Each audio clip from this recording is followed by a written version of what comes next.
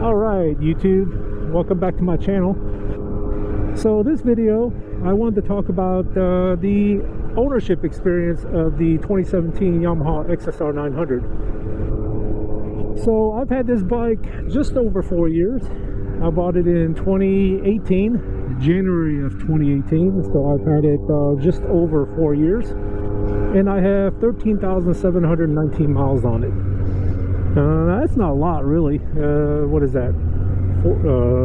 3,000 some miles a year, if you really think about it. But in the meantime, I've had other bikes, so this wasn't my sole bike. So my motorcycle riding has been split up between multiple bikes. And of course, there's 3 or 4 months out of the year that I don't ride at all.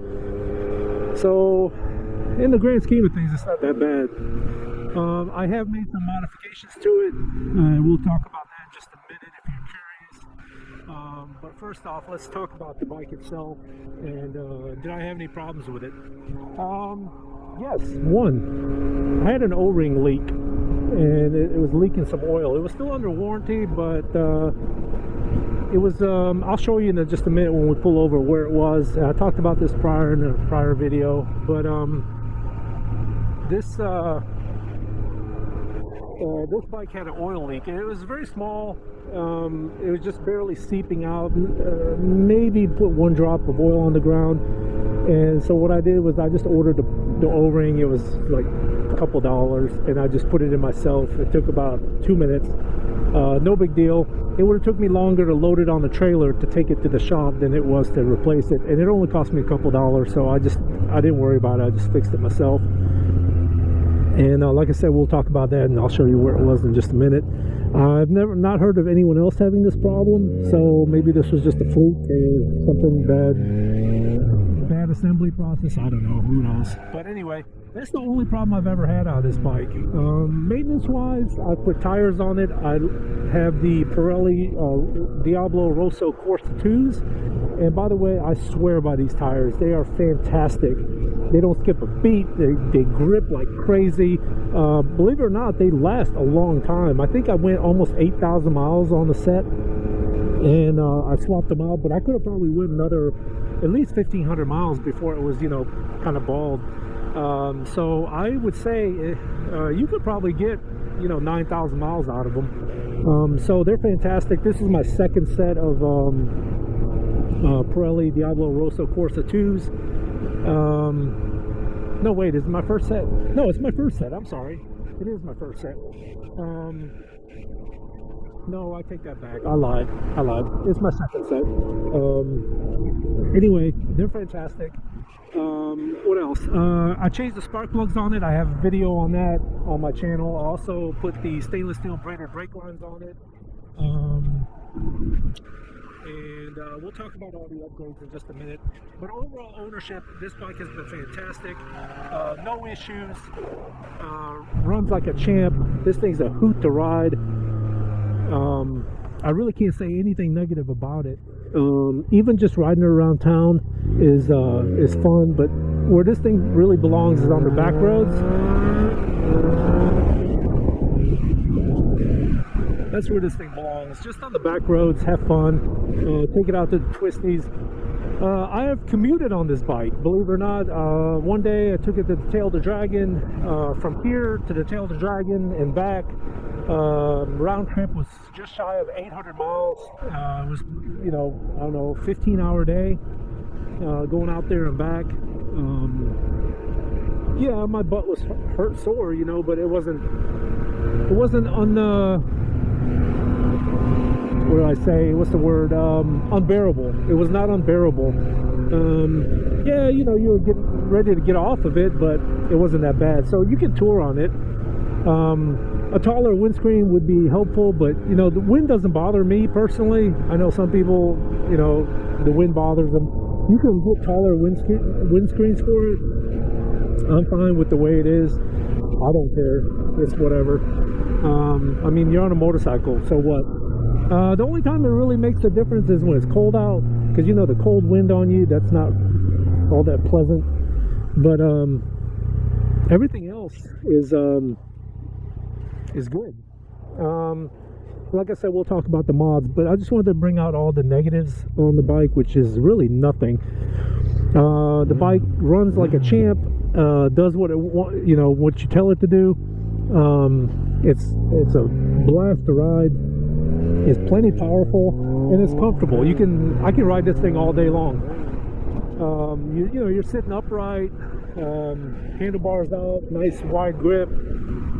Directly out in front of you, my torso is upright. My legs are not too bent, so it's very, very comfortable. What is it, 5'10"? So I sit comfortably. I can just about flat foot the bike, and I think it's perfect for me anyway. If you're taller, maybe it's different, or if you're shorter, but for me, the bike is perfect.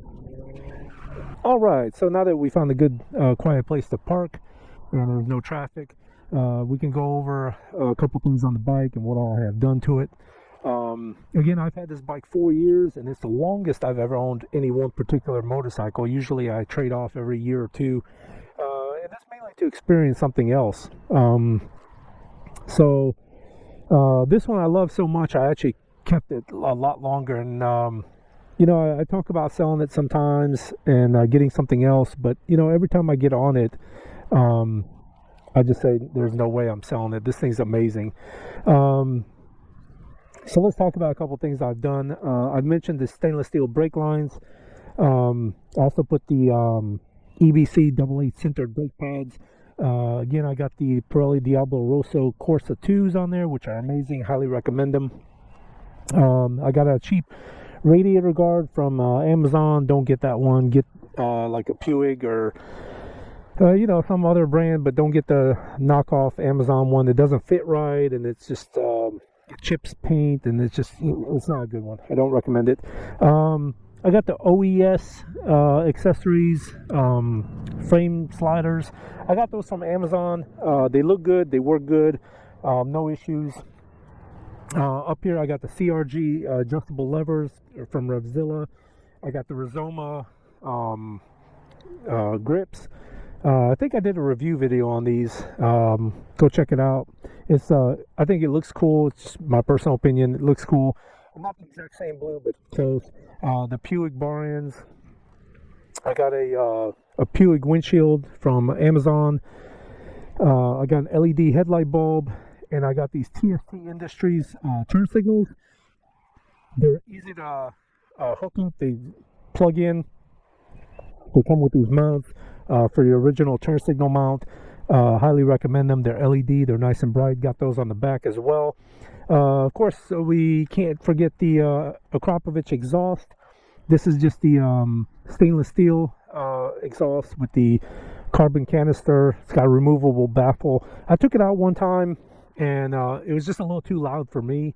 It sounds great, but just for me personally, it's a little bit too loud, so I put it back in. I got the Rizoma foot pegs. They're a lot better than the factory ones. I think they look cooler, and they're blacked out. Let's see, what else did I do to the bike? I think that's about it. I can't think of anything else. Of course, a ram mount, but you can get that anywhere. The Puig brake lever. I'm sorry, the brake reservoir cap, and of course the Rizoma fuel cap. Do not get this. It's cool. It looks good. The hole for the nozzle is really small. You can't see like the factory one, and these things are ridiculously expensive.